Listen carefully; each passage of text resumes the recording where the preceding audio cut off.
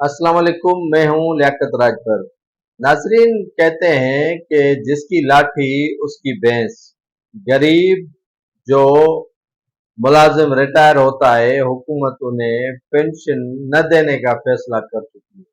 Pension गरीब मुलाजिम को नहीं मिलेगी।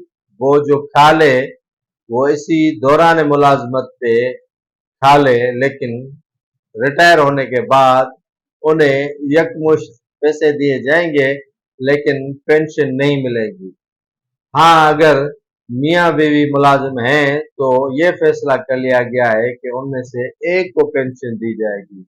और दूसरी जुल्म की इंतहा ये है कि इस सारे प्रोसेस से सारी जो मुलाजमीन को पेंशन न देने की जो सूरत हाल बन रही है, उससे जुडिशरी और पाक अफवाज के जवान जवान जवानों को इस्तिस्ना हासिल होगी।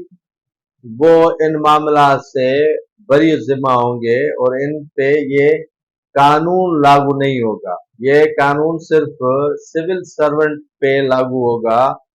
जो मुलाजमीन चाहे सेक्रेटरी हो या सेक्शन ऑफिसर हो या प्यून हो, क्लार्क हो, जो भी एक्स वाई जेड ओहदे पर रिटायर होते हैं, तो उनको पेंशन न देने का फैसला कर लिया है। उनको जो है वो मराहतें रिटायर होने के बाद यकमुश्त दी जाएंगी, वो भी न होने के बराबर। क्योंकि हुकूमत ने ये जो फैसला किया है, वो मुलाजमीन समझते हैं कि उनके जो जिंदगी है उनसे खेलने के मुतरादिफ है, और उनके जिंदगियों से खेलने के मुतरादिफ है।